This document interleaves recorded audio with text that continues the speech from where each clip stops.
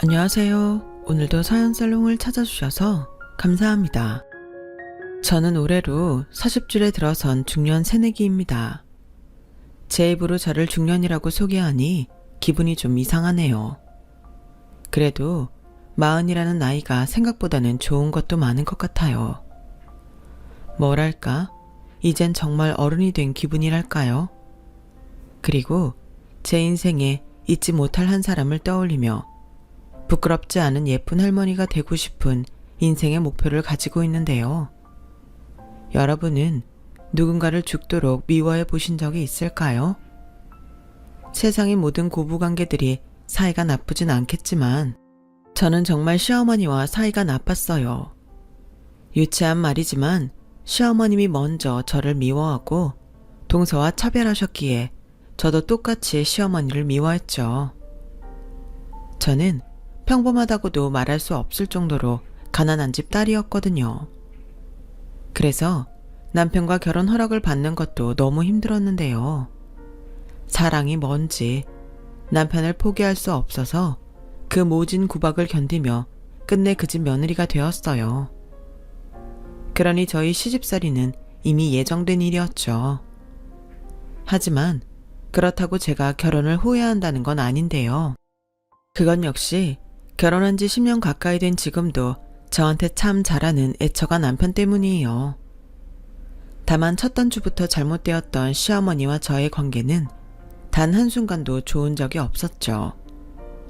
그러다 제가 결혼하고 4년이 되었을 때 남편보다 3살 아래인 서방님이 누가 들어도 부잣집 딸과 결혼하면서 제 시집살이는 최악 중에 최악이 되어버렸어요. 덕분에 부자의 씀씀이도 큰 동서와 비교당하느라 저는 시댁 가는 일이 죽도록 싫었어요. 남편도 그걸 알고 있었고요. 그래서 남편은 저한테 무리하지 않아도 되니 가고 싶지 않으면 가지 말자고 했는데요. 저는 그럴 수는 없었어요. 제가 어떻게 결혼을 했는데요. 괜히 시어머님한테 꼬투리를 잡힐 수는 없었어요. 그러다 제가 임신을 했고 결혼 후 줄곧 기다린 아이라 기쁘기도 하면서 내심 아무리 저를 싫어하는 시어머님도 손주 소식에 기뻐하지 않을까 기대했는데 그건 제 희망사항이었죠. 임신한 게 뭐 큰 벼슬이냐? 나는 아들 둘이나 낳으면서도 임신했을 때랑 하지 않았을 때랑 똑같이 할 일 다 했다. 작은 애는 지네 친정 회사 때문에 바쁘다고 하니까 이번 제사도 너 혼자 다 준비해. 괜히 임신했다고 엄살 떨 생각이면 당장 집어치워라. 이렇듯 저의 기대와 달리 저한테 돌아오는 건 서러운 기억밖에 없었네요.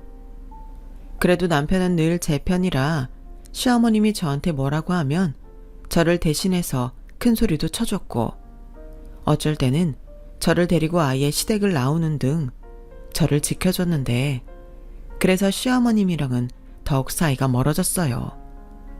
제가 당신 아들 뒤에서 조종한다고 생각하셨거든요. 하지만 동서는 가만히 있어도 시어머님의 예쁨을 독차지했고 동서는 원래도 눈치가 없는 사람이라 자기 때문에 제가 시어머님한테 당한다는 생각은 1도 하지 못하더군요. 그렇다고 동서가 경우가 없이 시어머님의 기세를 등에 업고 저를 무시하거나 함부로 하진 않았는데요. 조금 전에 언급했듯이 동서는 눈치가 없어 본의 아니게 제 속을 뒤집을 뿐이었어요. 살아온 환경이 달라서인지 동서는 생각 없이 말을 툭툭 하는 편이었고 저는 이해할 수 없는 것들을 너무나도 쉽게 행동으로 옮기곤 했는데 그 중에 하나였던 사건으로는 시어머니께 어버이날 선물로 1000만원짜리 밍크코트를 사드리자고 하더군요. 저는 액수를 듣고 깜짝 놀라 난색을 하고 말았고요. 밍크코트? 게다가 1000만원? 동서, 그거 너무 과하지 않아? 어버이날이면 시부모님 두 분이 같이 좋아할 만한 걸로 해야지. 밍크는 너무했다. 반반씩만 해도 500만원인데 내년 어버이날은 어쩌라고. 그러지 말고 내년에 어머님 환갑이니까 그때 하면 어때? 물론 가격대를 조금 낮춰서. 네? 밍크가 과해요? 원래 다들 그렇게 하는 거 아닌가? 그리고 아버님은 아버님대로 좋은 거 해드리면 되죠. 골프채 같은 걸로? 우리 아버님은 골프 안 하셔. 그리고 솔직히 우리 형편에 너무 부담이지. 어머, 그러셨어요? 죄송해요. 저는 그런 줄도 모르고. 알겠어요. 어버이날은 그럼 각자 부담되지 않는 선에서 알아서 하는 걸로 해요. 그럼 되죠? 그래, 동서. 저는 그때는 동서가 그래도 어른이니까 제 말의 의미를 이해했다고 생각했어요. 그런데 동서는 제 말의 의미를 다르게 해석했더라고요. 제가 부담스러우니 하고 싶으면 너 혼자 하라고 이해했다는 듯 어버이날 기어코 1,000만 원짜리 밍크코트를 시어머니께 사드렸어요. 저는 봉투로 각각 시부모님께 20만 원씩 현금으로 준비했는데 동서의 선물에 입이 찢어진 시어머님은 제가 드린 봉투를 받자마자 던져버리셨죠. 그때는 정말 마음 같아서는 도로 주워 가져오고 싶었는데 시아버님이 제가 기분이 상할까 얼른 봉투를 집어들고 시어머님께 타박을 하셨어요. 아니, 이 사람아, 큰애 성의가 있는데 이걸 막 내던지면 어떡해? 사람이 그러면 안 되는 거야. 그 털옷이 뭐가 그렇게 좋다고? 또 큰며느리만 싸고 돌지. 아니, 딱 봐도 봉투가 얇잖아요. 무슨 어린애 용돈 주는 것도 아니고. 이거 봐요. 우리 둘째 며느리 통 큰 거. 자기도 롤렉스인지 시계 받아서 좋으면서 왜 나만 이상한 사람 만들어요? 사람이 솔직해야지. 나 이거 이번 겨울에 입고 나가서 친구들한테 자랑할 거야. 어때? 잘 어울리니? 이놈의 옆에 내가 더워 죽겠는데 당장 벗어. 털옷을 입고 있으니까 아주 반달곰이 따로 없네. 아버님, 왜요? 어머님한테 딱인데? 어머님 엄청 잘 어울리세요. 최고. 그때는 동서가 일부러 저를 골탕이라도 먹이라고 한 행동인 줄 알고 기분이 상했어요. 그런데 동서가 저한테 슬쩍 오더니 형님이 부담스럽다고 하셔서 그냥 저 혼자 가서 샀어요.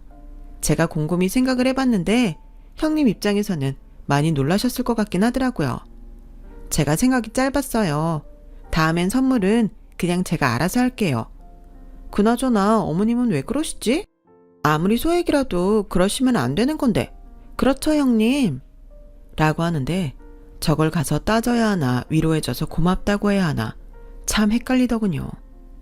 하지만 확실한 건 동서는 아무것도 모르는 천진난만한 얼굴로 저한테 비곁을 먹인 것은 확실했어요. 그리고 다행히 그런 기분을 느낀 것은 저 혼자가 아니었는데 저희 남편 역시 시어머니의 태도에 기분이 상했는지 화를 내며 그러더군요. 엄마, 아무리 재수씨가 사준 선물이 좋아도 그렇지 지금 이게 뭐 하는 거야? 예슬이 엄마 기분은 생각 안 해? 야, 내가 그런 것까지 생각해야 하니? 나는 그렇다. 부모한테 얼만큼 베풀 수 있는가가 효심이야. 우리 둘째네는 이 밍크가 효심이고 니네는 꼴랑 그 봉투가 효심이지. 그럼 당연히 마음이 한쪽으로 기울지 않겠어? 엄마, 정말 이럴 거야? 알겠어. 그럼 우리는 효심이 그것밖에 되지 않으니까 그냥 도로 줘. 우리라도 잘 쓸 테니까. 어머, 줬다 뺏는 경우가 어디 있니? 그리고 그건 이미 네 아버지가 챙겼잖아. 됐고 네 처한테 가서 상이나 차리라고 해라. 배고프다. 왜 그걸 예슬이 엄마 혼자 시켜? 재수씨는. 아우, 넌 사내놈이 뭘 그렇게 따지니? 맏며느리가 시댁에 와서 일하는 건 당연한 거야. 그리고 네 처는 손이 야물어서 음식도 잘하고 주방 정리도 잘하잖아. 잘하는 거 시켜준다는데 뭐가 불만이야? 현준이 처는 생전 그런 거 안 해봐서 할 줄도 모른다고 하지 않니? 아주버님 죄송해요. 저희는 친정이나 저희 집에 일해주시는 이모님이 계셔서 음식은 제가 할 줄을 몰라요. 대신 저는 여기서 기쁨 줘할게요. 아, 네, 그러시군요. 아주 팔자가 부럽습니다. 그럼 그렇게 돈도 많으시니까 그냥 저희 부모님 모시고 나가서 좋은 거 드세요. 저희는 그냥 갈 테니까. 어머, 그럴까요? 내가 왜 그 생각을 못했지? 어머님, 나가서 맛있는 거 드실래요? 저는 처음엔 동서를 좀 오해했어요. 솔직히 저만 이상하게 느낀 건 아니잖아요. 그런데 동서라는 사람을 겪어보니 어이없지만 악이라는 건 정말 1도 없는 사람이라는 걸 알겠더라고요. 하지만 그게 또 사람을 미치게 했어요. 차라리 아기를 갖고 나쁜 짓을 하는 거면 싸움이라도 할 텐데 이건 뭐 순수해도 너무 순수하니까 저만 이상한 사람이 되는 것 같았어요. 그렇다고 동서를 있는 그대로 다 받아주려니 그건 제가 도무지 감당이 되지 않더군요. 그래서 동서와는 종종 소통에 문제가 있었고 그런 동서와 시어머니 때문에 문제의 그날은 저희 부부만 열받고 친정으로 넘어갔어요. 그런데 저희 부부와 상의도 하지 않고 시댁은 2주에 한 번씩 격주 주말에 시댁에 모여 저녁 식사를 하는 모임을 만들었다며 통보했고 한 달에 무려 2번이나 시댁에 가서 시어머니께 차별을 당해야 한다고 생각하니 솔직히 내키지 않더군요. 그렇다고 싫다고 솔직하게 말할 수도 없는 노릇이었고 그때마다 못 갈 이유를 만들어내는 것도 곤욕이라 처음 몇 번의 모임에 참석했어요. 동서가 자기가 음식 전부 준비했다며 저한테 몸만 놔도 된다고 했는데 그것도 영 내키지 않았죠. 그리고 이런 저의 불길한 예감은 빗나가지 않았어요. 너는 몸만 달랑 왔으니 네 동서한테 잘해. 겉옷도 좀 들어주고. 네가 봐서 불편할 것 같으면 미리미리 센스 있게 좀 챙겨. 너 원래 그런 거 잘하잖아. 엄마, 지금 이 사람한테 뭐라고 하는 거예요? 이 사람이 재수씨 하수인도 아니고 왜 그래야 하는 건데요? 왜긴 원래 집안에 행사나 모임이 있으면 전적으로 맏며느리가 알아서 해야 하는 건데 얘는 늘 이렇게 지 몸뚱이 하나만 오지 않니? 그럼 지 대신 이렇게 신경 쓴 아랫동서한테 고마움을 표현하는 건 당연한 거 아니야? 이래서 있는 집 사람을 들어야 한다는 거야. 얼마나 보기 좋니? 에이, 어머니 왜 또 그러세요? 어머님이 그러시면 형님도 기분 나쁘시단 말이에요. 저랑 안 그러기로 약속하셨으면서. 그래서 음식도 전부 출장 뷔페 부른 건데 형님은 직장도 다니시고 애도 키우시니까 힘들잖아요. 아니 너는 왜 그렇게 마음이 태평양이니? 정말 뭐 하나 안 이쁜 데가 없네. 그래도 그렇잖아. 사람이면 염치가 있어야지. 이런 거 보고 당연하게 생각하면 어쩌니? 그네 너는 네 동서 보고 못 느끼는 거 없어? 저는 그때 제 인내심의 바닥을 봤어요. 물론 시어머니의 모난 성격을 아니까 대충은 예상했던 일이긴 했는데 그날은 도무지 참을 수가 없더라고요. 그래서 죽기 아니면 까무러치기라고 생각하고 저도 제 불만을 터뜨렸어요. 어머니, 저도 눈치가 있어요. 그리고 어머님이 저 안 좋아하는 것도 잘 아는데요. 아무리 동서가 예뻐도 이건 아니죠. 제가 이 이상 뭘 어떻게 해요? 그냥 저 싫으시면 오지 말라고 하시면 되잖아요. 그런데 꼭 오라고 해서 사람 기분을 상하게 만드시는데 그러시는 저희가 도대체 뭐예요? 이러시면 어머님 기분이 좀 나아지세요? 저는 앞으로 제사, 명절, 행사, 모임 일절 오지 않겠습니다. 어머님이 예뻐하시는 동서 있으니까 저는 빠져도 되죠? 동서, 내년 초에 어머님 환갑 있는 거 알지? 나는 아무래도 참석하긴 힘들 것 같으니까 동서가 잘 좀 준비해줘. 어머님 취향 잘 알지? 무조건 비싸고 좋은 곳에 예약해서 비싼 선물 안겨드리면 될 거야. 어머, 너 지금 뭐라고 했니? 이제는 네가 간이 부어도 단단히 부었구나. 네가 뭔데 얘한테 이래라 저래라야. 전에는 내가 아무리 뭐라고 해도 자존심도 없이 깨갱하더니 왜? 이제는 더럽고 치사해서 못 해먹겠어? 왜? 이젠 내 아들이랑 결혼도 하고 애도 낳았으니까 나한테 잘 보일 필요가 없다는 거야? 저도 사람이에요. 어머님은 제가 계속 참고 살아야 한다고 생각하시겠지만 저도 이제 싫어요. 제가 왜 부당한 대우를 받아야 하는 건데요? 어머, 얘 말하는 것 좀 봐. 네 집에서는 시집가면 시부모 앞에서 눈 똑바로 뜨고 대들라고 가르치던 내 아들이랑 결혼만 시켜주면 평생 존노릇을 할 것처럼 굴더니 이래서 가난한 것들은 믿을 수가 없는 거야. 그러게 누가 가난하래? 엄마, 진짜 자식인 저도 참고 있기가 너무 힘드네요. 솔직히 저 엄마가 예슬이 엄마한테 뭐라고 할 때마다 집이랑 인연 끊고 싶은 거 겨우 참았어요. 이 사람이 그러면 안 된다고 자기도 인정받고 싶다고 하는데 엄마는 저 사람의 마음은 보이지 않는 거예요. 그리고 걸핏하면 저 사람 친정 가난하다고 하시는데 저희는 뭐 있어요. 재수씨 내가 잘 산다고 저희 집까지 엄청 잘 사는 거 아니잖아요. 어쩌다 현준이가 부잣집에 장가가서 엄마가 요즘 우리도 같은 급이라고 착각하시는 것 같은데 정신 좀 차리세요. 뭐야? 저도 이제 한계예요. 저도 여기 오기 싫다고요. 그러니까 앞으로는 현준이네 끼고 원하시는 호강 받으시면서 사세요. 앞으로 저희는 여기 오지 않겠습니다. 아버지, 죄송해요. 근데 이 사람도 할 만큼 했어요. 저도 이젠 장인 장모님한테 죄송해서 이 이상은 참을 수 없어요. 어머어머, 여보, 얘 하는 말 들었어요? 아주 지처한테 세뇌를 당했네. 시끄러워. 틀린 말도 아니지 뭐. 알겠다. 괜찮으니까 니들은 니들끼리 잘 살아. 그네야 그동안 애썼다. 이제라도 편하게 살아. 아버님, 죄송해요. 됐어. 얼른 가. 저 양반이 미쳤나? 가긴 어딜 가? 너 이거 다 치우고 가야지. 너 가면 이것들은 누가 치우니? 엄마 좋아하는 재수씨 있잖아요. 재수씨 시키기 싫으시면 엄마가 직접 하시면 되고요. 뭐야?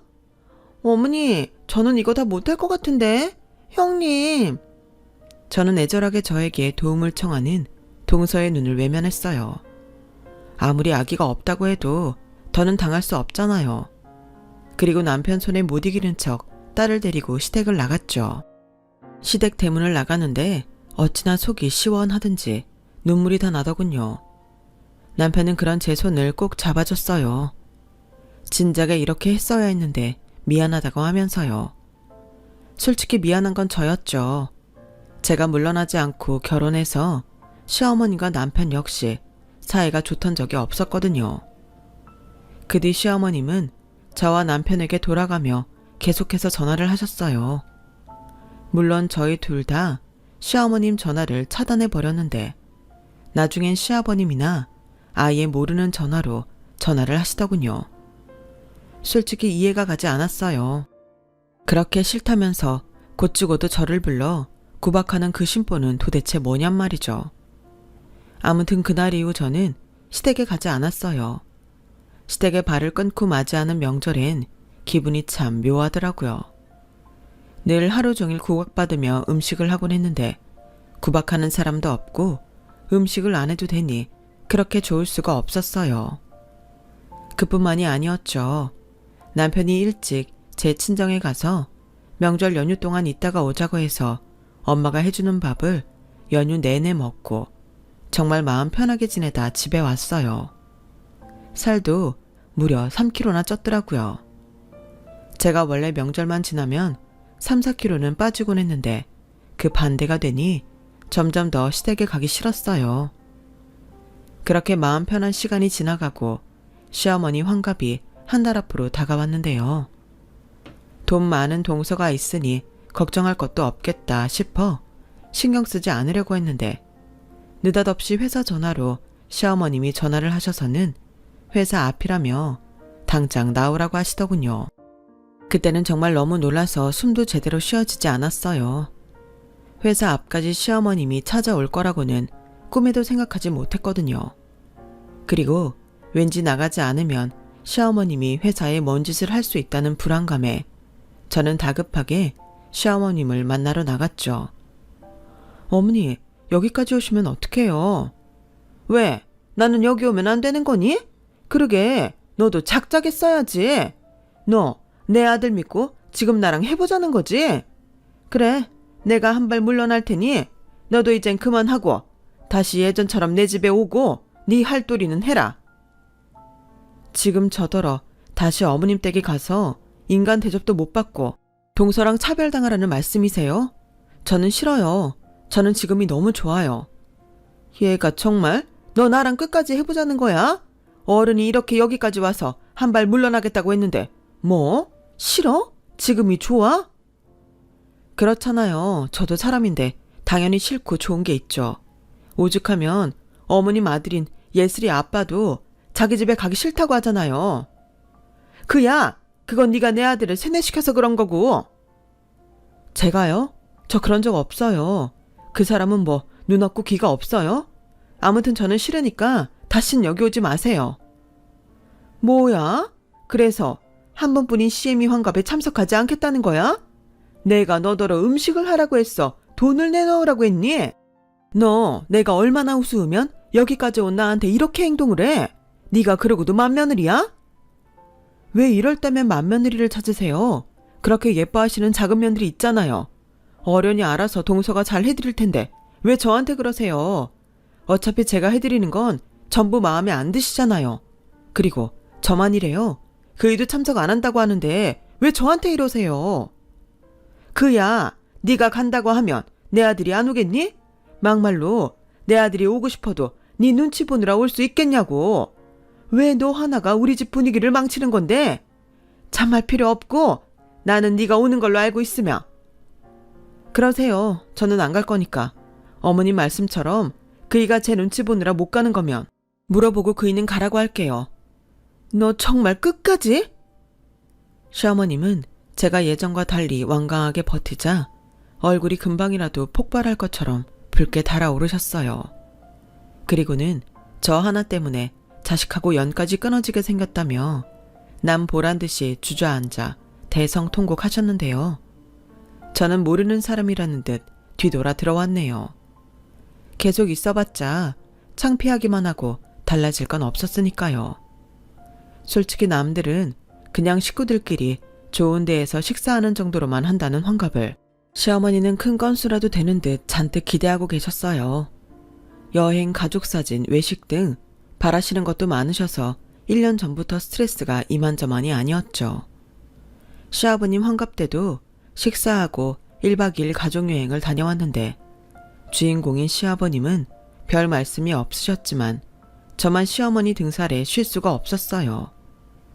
그때는 그래도 동서가 시집 오기 전이라 그럭저럭 버티면서 넘어갔는데 지금 시어머니 환갑은 동서도 있고 또 당신이 주인공이라고 바라는 것도 많으니 저는 나중에 안 챙겨도 되니까 세상에 환갑이라는 게 사라졌으면 좋겠다고 바랄 정도였어요.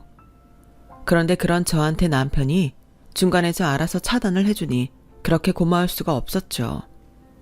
그래서 새삼 남편과 오랜만에 퇴근 후 외식이라도 하면 좋겠다는 마음에 친정엄마한테 딸의 어린이집 픽업을 부탁하고 퇴근 후 남편의 회사로 찾아갔는데요.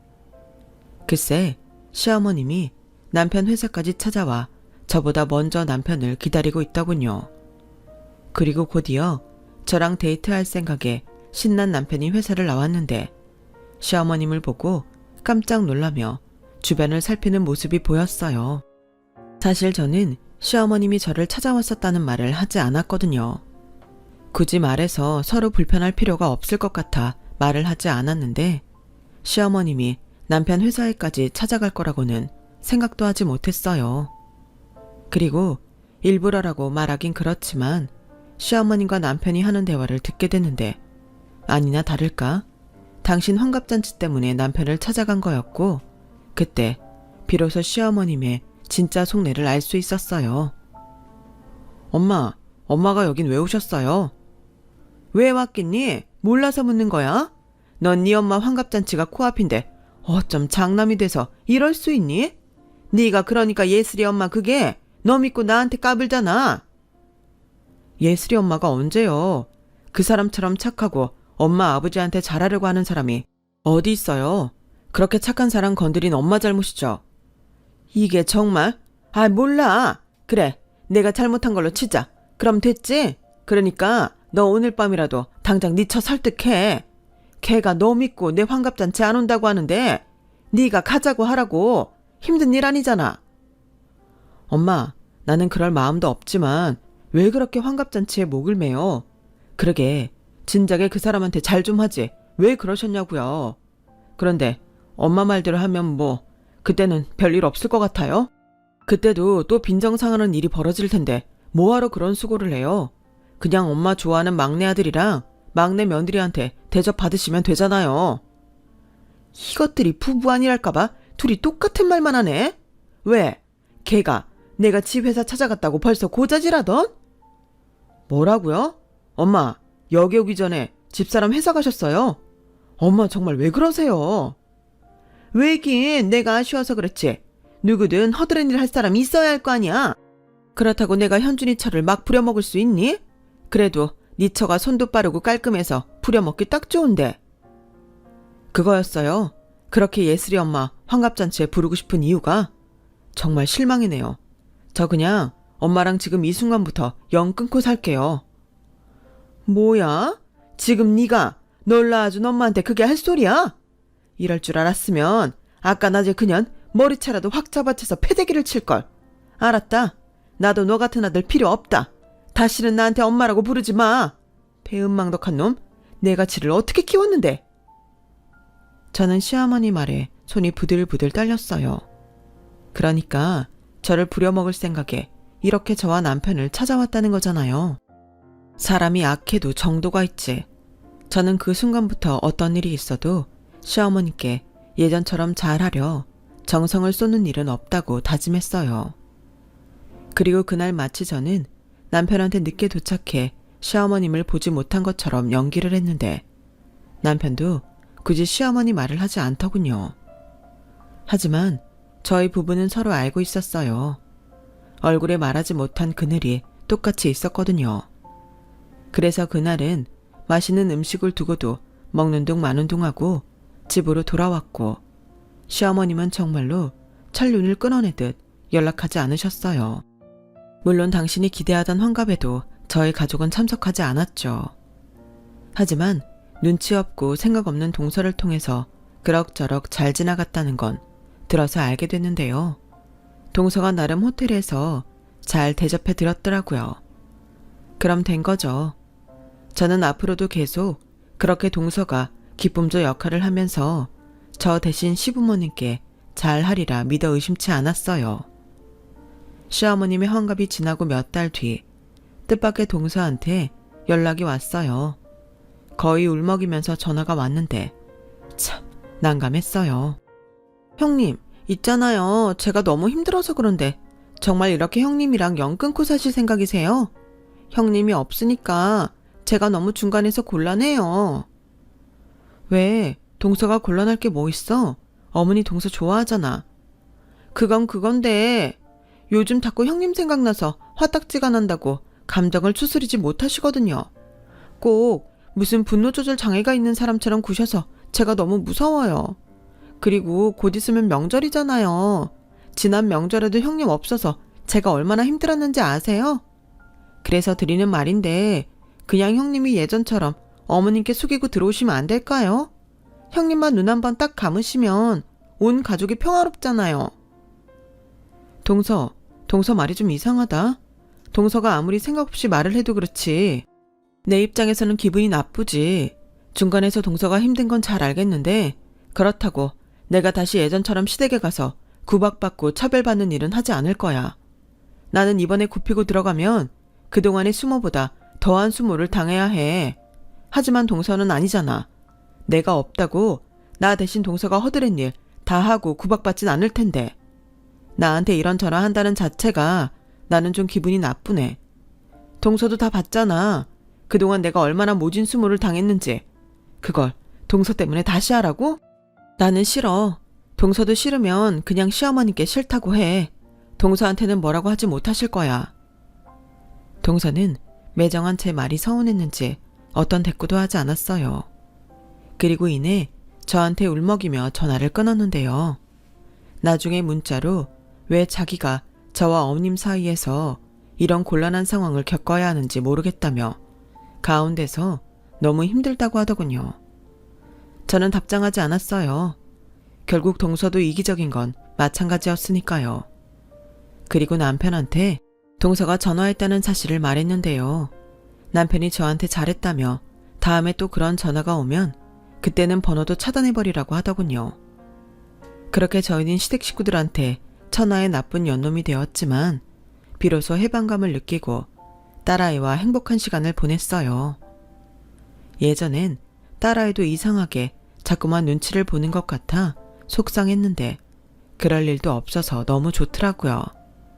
하지만 그런 행복한 시간도 아주 길지는 않았는데요. 시댁과 연을 끊고 산 지 2년이 되었을까? 가끔 안부 전화 정도 드리던 시아버님께서 심각한 목소리로 전화를 하셨어요. 그리고는 저희 집에 와서 하실 말씀이 있다고 하셨는데 그때는 좀 긴장이 되더라고요. 워낙 그런 말씀을 하지 않는 시아버님이라 더 그랬던 것 같아요.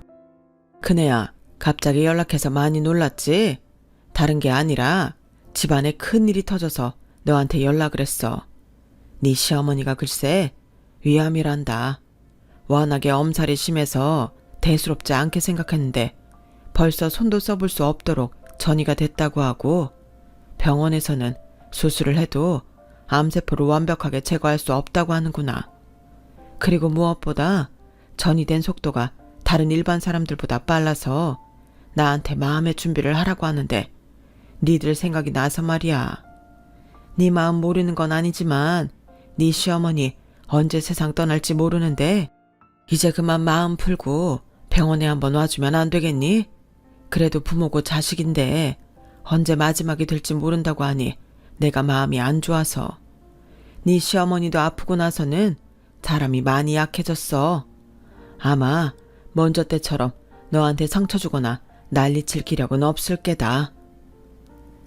저는 시아버님의 소식에 깜짝 놀랐어요. 아무리 미워하는 시어머니라도 그렇게 정정하신 분이 그런 큰 병에 덜컥 걸렸을 거라고는 생각도 하지 못했거든요. 그리고 그 순간은 제 감정보다도 자식된 도리를 먼저 생각하게 되었고 남편에게 말해서 저희는 시어머님이 입원하셨다는 병원에 가게 되었어요.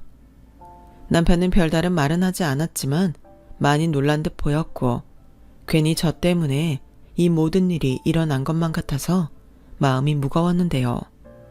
막상 환자복을 입고 병실 침대에 누워있는 시어머니를 보니 제가 당한 수모보다도 죄송한 마음이 들었어요. 하지만 그런 마음도 잠시, 분명 기운 없이 축 처진 모습으로 계시던 시어머님은 저를 보자마자 도끼 눈을 뜨시고는 난리를 치기 시작하셨고 저한테 삿대질을 하며 당장 나가라고 소리를 지르시는데 저도 그때는 당황스럽더라고요. 여기가 어디라고 네가 감히 내 앞에 면상을 들이밀어. 왜? 나 죽을 병에 걸렸다고 하니까 확인하려고 왔냐? 이게 다 재수없는 너 때문이야. 너 같은 거 목에 칼이 들어와도 내 집에 못 들어오게 했어야 했는데 너 때문에 내가 몹쓸병에 걸려 죽게 생겼다고. 당장 나가. 나가. 분명 시어머님은 이 모든 불행이 저 때문에 생긴 일이라고 생각하시는 듯 저를 원망하고 계신 듯 했어요. 그렇게 예뻐하던 동서는 병원은 무섭다며 거의 발길을 끄는 듯 했고 서방님만 왔다 갔다 하는 것 같았는데요. 그것도 형식적일 뿐 시어머니 상태만 확인하고는 돌아갔다고 하더군요. 이 사람아, 내가 오라고 했어. 자네 그러다 애들 얼굴 영영 못 보면 어쩌려고 그래. 괜히 후회하지 말고 이제라도 좋게 풀어. 이럴 때일수록 마음을 굳게 먹어야지. 뭐예요? 당신 지금 나 죽는 거 대비하는 거예요? 뭐예요? 내가 나 몰래 둘이 연락하고 지내는 건 모를 줄 알아요? 사람이 그러면 안 되는 거예요. 막말로 내가 잘못한 게 뭐가 있어요? 잘못은 파득파득 우겨서 결혼하고 지알도리도 하지 않은 제가 잘못이지. 이년아, 병은 네가 걸려야 해. 엄마, 진짜 왜 그러세요? 여기 오자고 한 사람이 예슬이 엄마예요. 엄마 끝까지 이 사람한테 이러시는 이유가 뭐예요? 그렇게 이 사람이 싫으세요? 그래, 싫다. 나는 쟤가 너무 싫어. 쟤만 싫은 줄 아니? 쟤가 낳은 새끼도 싫다. 너 지금이라도 당장 이혼해. 네가 이혼해야 내가 살아. 쟤만 없어지면 내가 살 것 같다. 너 내가 낳은 내 아들이잖아. 엄마, 정말 끝까지 알겠어요. 그럼 지금처럼 저 같은 자식은 없다고 생각하세요. 이 사람 때문에 엄마가 병에 걸린 거라고요? 아니요. 엄마가 평소에 악독한 마음만 품고 계시니까 그게 엄마를 병들게 한 거예요. 그동안 이 사람이 얼마나 노력했어요. 그건 우리 집 식구라면 다 아는 일이잖아요. 그런데 엄마만 모르죠. 듣자 하니 병원에서 엄마가 가망 없다고 했다는데 제가 괜히 왔어요. 그냥 장례 치를 때나 올걸. 뭐야? 지금 그게 엄마한테 할 소리야? 왜요? 엄마도 막말하시는데 저는 못해요. 저 갈게요. 얼마 남지 않은 시간 잘 보내시고 그렇게 가세요. 남편은 괜히 왔다며 저에게 병실을 나가자고 했어요. 그런데 갑자기 침대에서 벌떡 일어난 시어머니는 저를 향해 무섭게 다가오셨고 제 머리채를 잡고 저를 이리저리 휘두르시는데 그 힘이 얼마나 세던지 제가 정신을 차릴 수가 없을 정도였어요. 결국 남편과 시아버님까지 합세해 시어머니를 말렸고 저는 만신창이가 되고 말았는데 저도 너무 억울했어요. 제가 도대체 뭘 얼마나 잘못했다고 저러시나. 너무 서러워서 주저앉아서 펑펑 울어버렸죠. 그런데 시어머니는 그런 저를 보시며 악담을 멈추지 않으셨는데요. 뭘 잘했다고 네가 울어? 여기서 울고 싶은 건 나야. 내가 왜 너 깎아 때문에 죽어야 하는 건데? 죽어야 할 사람은 너야. 저는 그때 사람이 미쳤다는 게 저런 거구나 하고 느꼈어요. 그리고 더는 그 모습을 지켜볼 수 없었던 시아버님은 시어머님을 잡고 흔드셨는데요. 제발 그만 좀 해, 이 사람아. 당신이 그러고도 어른이고 애미야. 사람이 죽을 날 받아놨으면 심보를 좋게 먹어야지. 그렇게 독만 품고 눈 감으면 당신 속이 시원하겠어. 그리고 당신 병 걸린 게 왜 얘 때문이야? 말은 바로 해. 그동안 당신이 그렇게 악독하게 얘를 괴롭히니까 하늘에서 천벌을 내린 거라고. 당신이 죽어도 어느 자식이 당신을 보겠다고 가겠냐고. 죽어서도 외롭고 싶은 거야. 저는 결혼하고 시아버님이 그렇게 목소리를 높이시는 것을 그날 처음 봤어요. 그리고 당신 남편의 모습이 충격이었는지 시어머님은 분노에 양손을 부들부들 떨면서도 아무 소리하지 못하셨는데요. 그때 아무도 예상하지 못한 충격적인 상황이 일어났어요.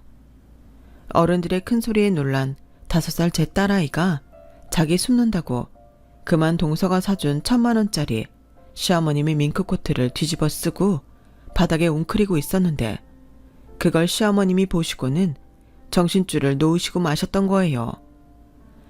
이 상놈의 기집애, 이게 얼마짜리 밍크인 줄 알아? 시어머니는 아픈 사람이라고는 믿을 수 없을 정도로 제 딸에게 다가가 당신의 밍크코트를 휙 걷어냈고 웅크리고 있던 제 딸의 머리를 세차게 치셨어요. 그래도 당신 촌녀인데 그 모습에 다른 사람들도 지나가다 보고는 경악을 금치 못했죠. 그리고 화가 머리 꼭대기까지 난 저와 남편은 이를 도저히 넘어갈 수 없었는데요. 저는 얼른 딸아이를 안아서 병실을 나왔고 제 등 뒤로 옷이 찢어지는 소리가 들렸어요. 네, 저희 남편이 있는 힘껏 그 밍크코트를 찢어버린 거예요.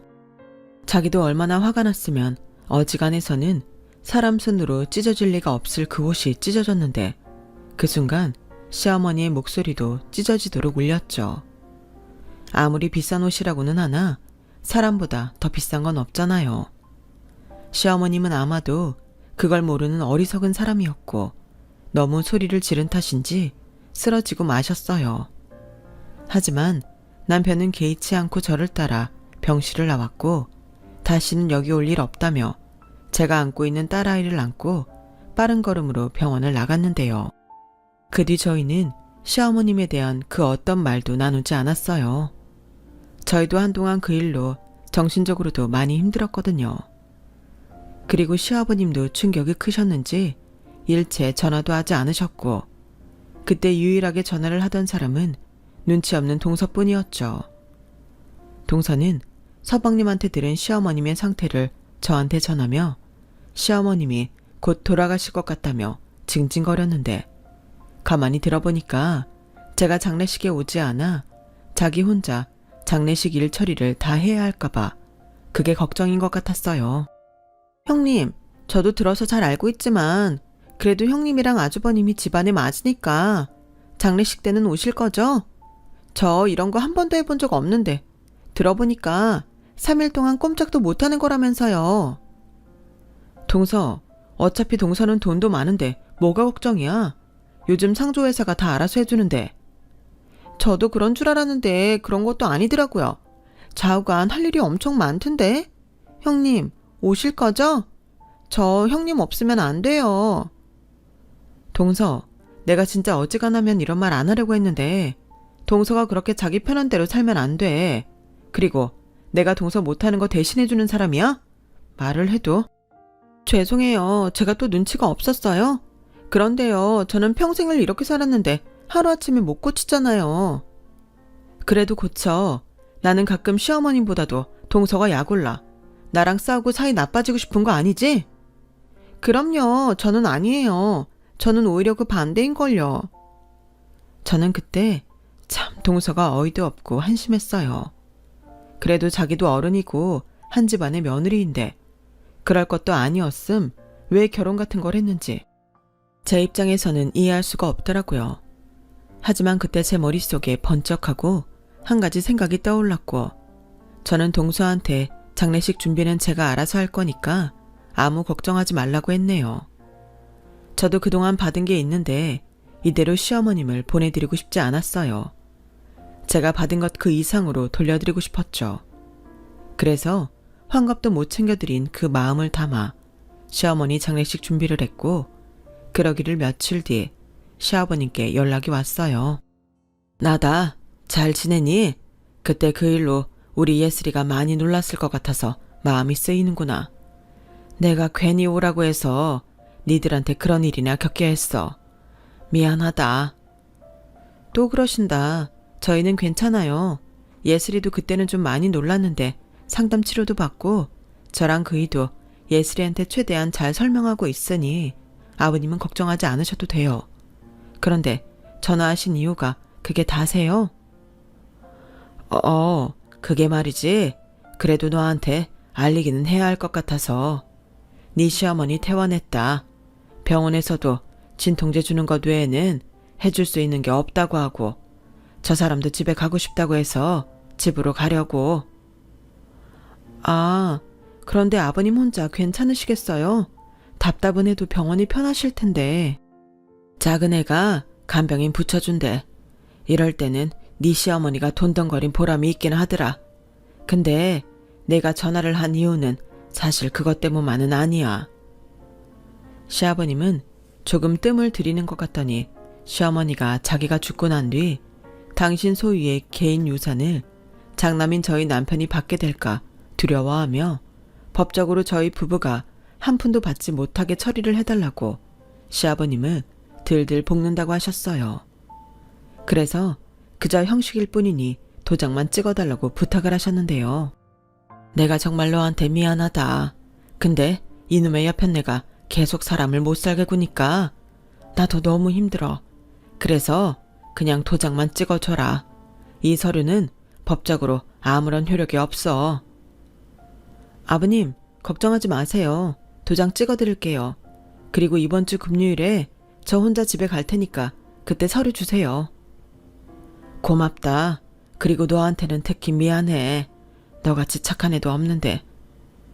그런 말씀 마세요. 그럼 금요일에 갈게요. 저는 전화를 끊고 회심의 미소를 지었어요. 지금 생각하면 저도 그때는 누굴 탓할 수 없을 정도로 제 안에 도끼만 가득했던 것 같은데요. 제 머릿속은 오로지 한 가지 생각밖에는 없었어요. 그래서 나름 남편 몰래 이것저것 준비를 했고 문제의 금요일이 되었죠. 저는 회사에 휴가까지 내고 시댁을 갔고 그새 뼈만 남고 앙상해진 시어머니는 이제는 정말 저한테 달려들 기력이 없으신지 눈만 매섭게 저를 노려보고 있더군요. 어머님, 저 왔어요. 그렇게 어머님 개인 유산 저희가 받을까봐 걱정이 많으시다면서요. 제가 그 걱정 덜어드리려고 왔으니까 그렇게 무섭게 보지 마세요. 그리고 제가 몇 가지 준비한 선물이 있는데 힘드시겠지만 좀 봐주시고요. 네가 준다는 선물? 지나가는 개가 없겠다. 됐다. 네 가게 준비한 선물 하나도 고맙지 않아. 됐으니까 네 시아버지가 준비한 서류에 도장 찍고 내 집에서 썩 꺼져. 에이, 그러지 마시고요. 준비한 사람 성의가 있는데 이것 좀 봐주세요. 그래도 이왕이면 마음에 드는 걸로 해드리고 싶은 제 작은 마음이에요. 저는 제 가방에서 태블릿 PC를 꺼내 시어머니 앞에 내밀었어요. 그리고 아주 친절한 목소리로 시어머님께 설명을 해드렸는데요.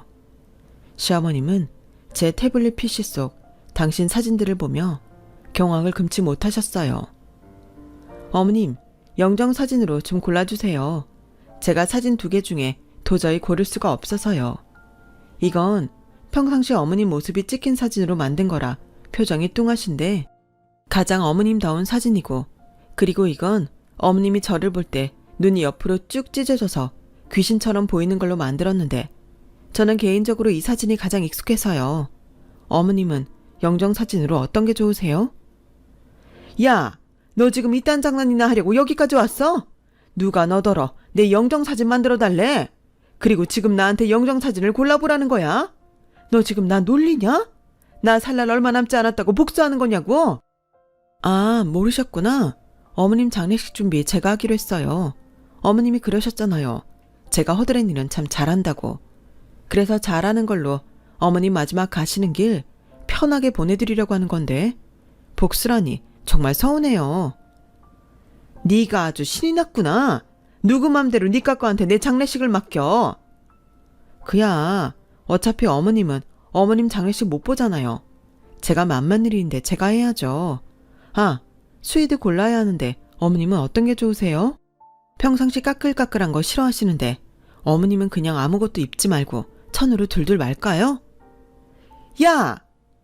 시어머니는 더는 듣기 싫었는지 버럭 화를 내시며 제 태블릿 PC를 집어 던지셨어요.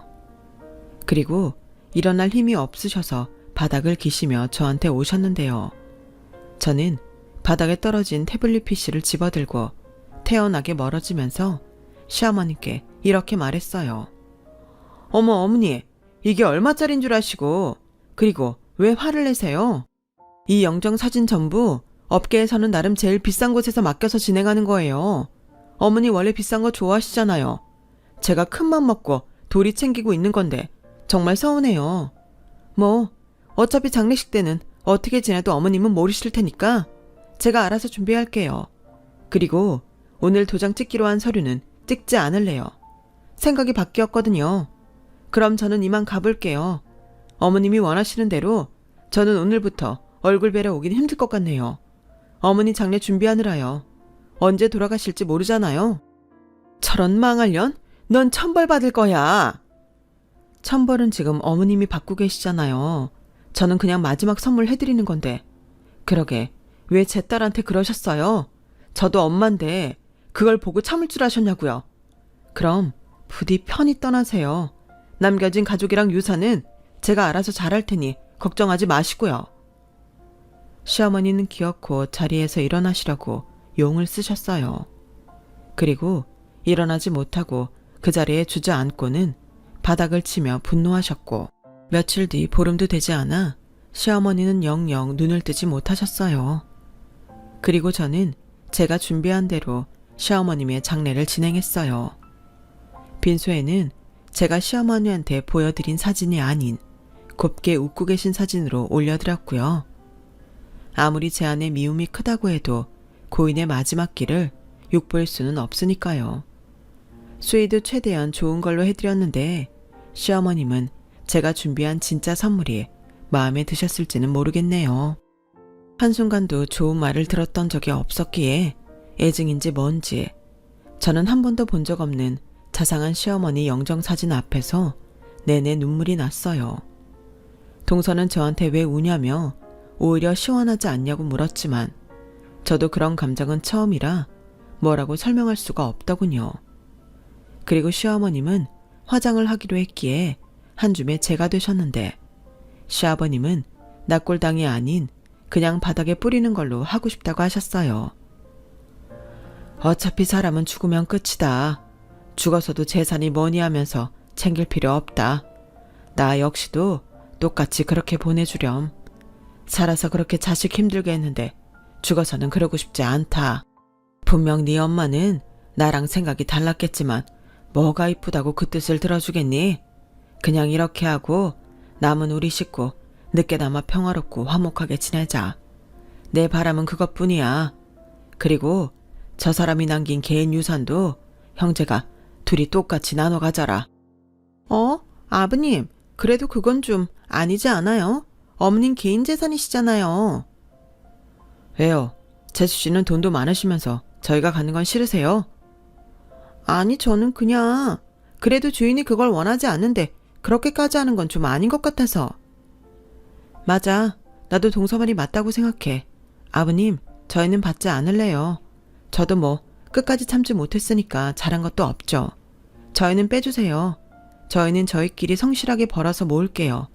자기야, 그래도 되지? 그래, 나도 사실 그러고 싶었어. 저희 부부는 그렇게 시어머님 개인 유산을 받지 않았어요. 그런데 참 희한하죠. 시어머님의 개인 유산을 모두 챙긴 서방님네는 갑자기 처가가 어려워지기 시작하더니 나중엔 살던 집도 처가에 뺏기고 시아버님이 계신 시댁에 들어가야 할 만큼 어려워졌고 저희는 반대로 바라던 청약에 당첨되어 내 집 장만의 꿈을 이루게 되었어요. 그것뿐이 아니었죠. 내내 어려워서 저희에게 제대로 도움을 주지 못했던 저희 친정에서는 그간 그린벨트로 묶여 있어서 처분하지 못했던 땅을 도시재생 사업으로 처분하게 되면서 거액을 보상받게 되었고 저한테 말도 하지 않고 제 계좌로 10억이라는 큰 돈을 줬는데 제가 싫다고 도로 보내겠다고 질색팔색을 하니 저희 친정 부모님은 자식들한테 똑같이 주는 돈이라며 이사하는데 보태라고 하시더군요. 그 덕에 저희는 아파트를 분양받으면서 대출 하나 없이 지금의 아파트로 이사할 수 있었고 저희 아파트가 대단지의 위치도 좋아서 저희가 분양받았을 때보다 3배 가까이 올라있는 상태인데요. 그래서 요즘은 만나는 사람들마다 저를 다 부럽다고 해요. 대출 하나 없이 그 비싼 아파트에 산다며 말이죠. 저희 집의 경사는 거기서 끝이 나지 않았어요. 남편은 평소 성실하고 업무 능력을 인정받아 부장으로 승진을 했고 저도 오래 다닌 회사에서 나름 인정받아 팀장급으로 일을 하고 있어요. 저희는 앞으로도 맞벌이를 하며 저희 딸아이를 키울 텐데 저희 딸은 이런 부모의 열심히 사는 모습을 꼭 배웠으면 합니다. 이런 말을 하면 저도 못된 거 아는데 요즘은 그런 생각이 많이 들어요. 시어머님이 안 계시니 제 인생이 활짝 피었다고요. 한 사람 없다고 이럴 일인가 싶기도 한데 아무튼 저는 이제 더 이상 억울하지도 서럽지도 않아요. 남편과 여전히 잘 지내고 있고 딸아이도 밝고 건강하게 자라고 있으니 요즘은 더 바랄 것도 없을 정도입니다. 앞으로도 저희 가족이 지금처럼 건강하고 행복했으면 좋겠어요. 그리고 아울러 누군가를 미워하는 그런 인생이 아닌 아껴주고 사랑하는 그런 풍요로운 인생이 되었으면 합니다. 지금까지 제 사연을 들어주셔서 대단히 감사드려요. 사실 저도 잘한 것은 없다는 생각에 어디에 말도 하지 못했던 사연이었는데요. 이렇게 제 이야기를 마음껏 하고 보니 제 속이 다 시원합니다. 여러분들은 부디 저와 달리 좋은 사람들과 좋은 마음만 나누시길 바래요. 그럼 항상 건강하시고 늘 행복하시길 바라며 제 사연을 여기서 마치도록 하겠습니다. 안녕히 계세요. 여러분, 사연 댓글에 응원과 현명한 조언 부탁드려요. 좋아요와 구독은 저에게 큰 힘이 됩니다. 오늘도 좋은 일 가득하세요.